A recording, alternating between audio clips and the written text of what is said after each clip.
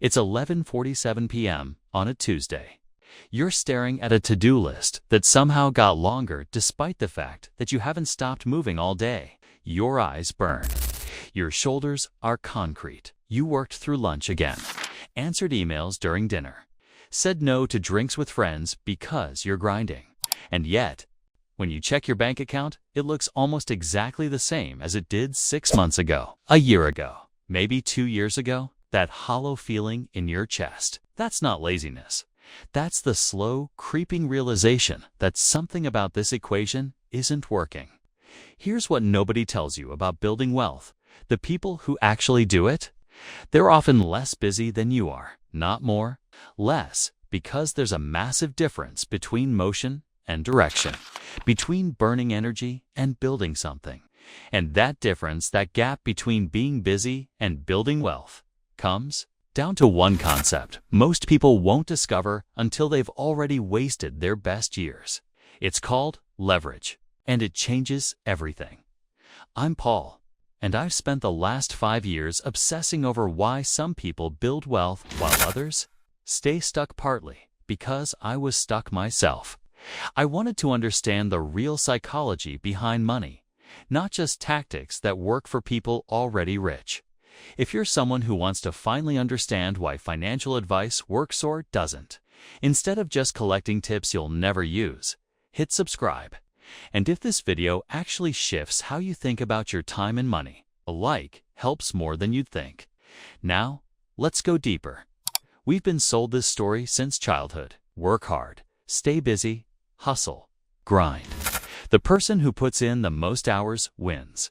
And look, I'm not here to tell you effort doesn't matter. It does. But here's the problem with the just work harder narrative. It assumes all work is created equal. It treats an hour spent answering emails the same as an hour spent building an asset that pays you while you sleep. It's a lie that keeps people running on a treadmill, wondering why the scenery never changes. Think about it. We all know someone who works insane hours, never takes a day off, and is still living paycheck to paycheck. We also know someone who seems almost relaxed.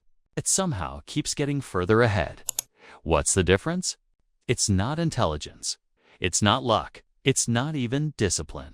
It's what they're working on, the direction of their energy, the leverage embedded in their choices. But here's what nobody really talks about. Our brains are literally wired to miss this. We're psychologically programmed to mistake effort for progress, to feel productive when we're really just performing productivity. I call it effort theater. And once you see it, you can't unsee it. It's everywhere. It might even be running your life right now. Here's where everything changes. There's a fascinating phenomenon in psychology called the effort heuristic. Research from Harvard Business School by Michael Norton and his colleagues found that people actually value things more when they look like they required more effort, even when the outcome is identical. In one study, participants rated solutions that appeared to require more work as better and more valuable, even when a simpler approach achieved the same result. We literally mistake sweat for success. But it goes deeper than that. A 2018 study published in Organizational Behavior and Human Decision Processes found that people who worked longer hours reported feeling more productive even when their actual output was lower than colleagues who worked fewer hours. The correlation between perceived productivity and real productivity, almost zero. Think about what that means for a second. We feel like we're winning because we're exhausted. We measure our worth by our tiredness.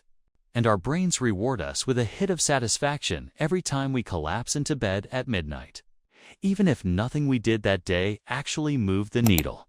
It's like rowing a boat as hard as you possibly can, muscles burning, lungs screaming without ever looking up to see if you're heading toward land, or just circling the same patch of ocean. This isn't stupidity. This is a predictable neurological response to a culture that celebrates visible effort over invisible results. The wealthy understand something counterintuitive. The goal isn't to work hard. The goal is to work once on things that keep working for you. That's leverage. That's the difference between trading hours for dollars until you die and actually building something that compounds.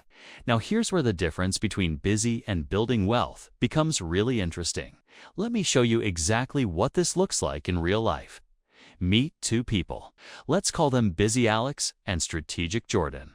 Same age, 28, same starting salary, $55,000. Same city, same student loan debt, same desire to build wealth. Alex does what society rewards. Works 55 hours at the day job.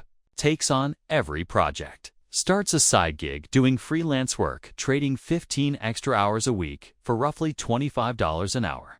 That's an extra $1,500 a month. Impressive, right? After 5 years, Alex has earned an additional $90,000 from pure grinding hustle. But Alex is exhausted, burnt out. The freelance rate hasn't increased because there's no time to improve skills or raise prices. And the moment Alex stops working, the money stops to now. Look at Jordan. Jordan works the same day job, but sets a hard boundary at 45 hours.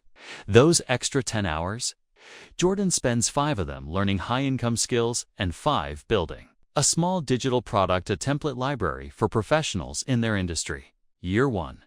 Jordan makes almost nothing. Maybe 200,000 yuan total. It feels pointless. Year 2. The product starts getting reviews. Sibai a month. Year 3. Word spreads. $1,200 a month without working more hours. By year 5, Jordan is making $3,500 a month in mostly passive income. That's $42,000 a year from something that now requires maybe 5 hours a month to maintain. Same starting point. Same number of years. But Jordan built leverage, an asset that works whether Jordan's sleeping, sick, or on vacation. Alex traded time for money. Jordan traded time for an asset that generates money. Feel the difference? And it goes even deeper than money. Relationships. Busy Alex missed countless dinners, birthdays, and weekend trips.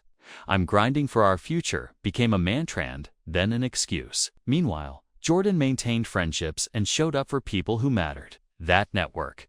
It led to 3 job referrals and 2 business partnerships. Career decisions. Because Jordan wasn't desperate. Jordan could negotiate from strength, walking away from a toxic promotion that Alex felt forced to accept. Leverage isn't just about money. It's about options. Health. Alex's cortisol never dropped. Sleep suffered. Exercise disappeared. At 33, Alex's doctor started using words like concerning. Jordan built rest into the system because the system didn't require constant presence. Opportunity cost. Every hour Alex spent on effort theater was an hour that couldn't be spent learning, building, or connecting. Over 5 years, that's thousands of hours of compounding potential. Here's the uncomfortable truth. Being busy often feels like progress because it's painful.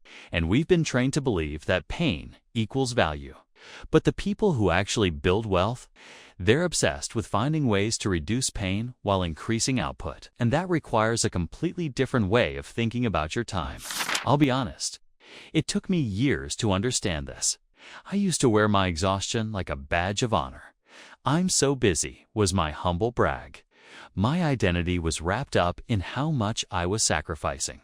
And then someone asked me a question that wrecked me. "What are you actually building?" I didn't have an answer. I had activity. I had effort. But I wasn't building anything that would exist without me. That's when it clicked. This isn't about being lazy. It's about being honest about where your energy goes. Every hour you spend has a hidden question embedded in it.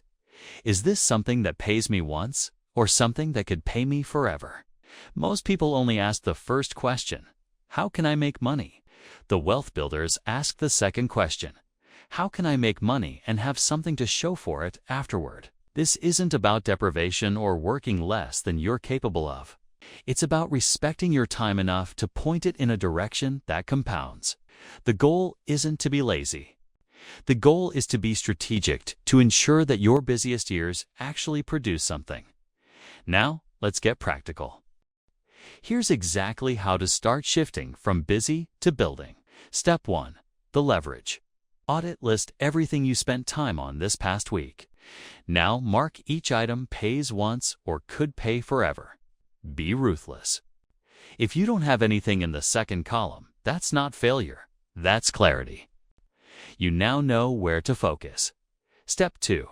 Protect 5 hours a week, not for more work, for building something with leverage, a skill that increases your earning power, a product, content, a network, an investment in learning. 5 hours feels small.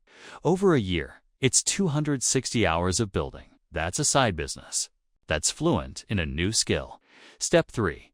Apply the 80/20 filter weekly. Ask yourself every Sunday, what 20% of my effort this week will produce 80% of my results? Then do that first, before email, before meetings, before the busy work that makes you feel productive but leaves you empty.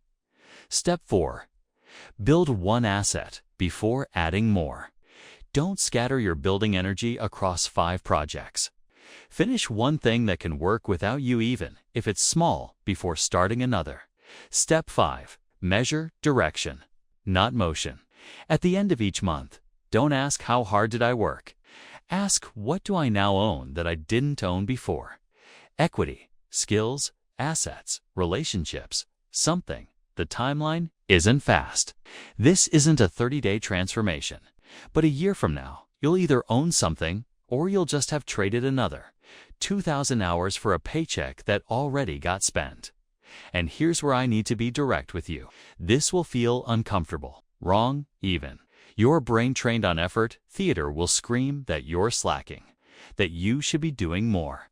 That strategic rest is just laziness in disguise. It's lying. Some people mess this up by going too far in the other direction, doing nothing, and calling it strategy. That's not it. You still have to work. The question is whether that work builds something. Others quit too early. They spend 2 months building something, see no return, and go back to trading hours for dollars because at least that feels productive. Remember, Jordan's first year produced almost nothing tangible. But that's how leverage works: slow at first, then all at once.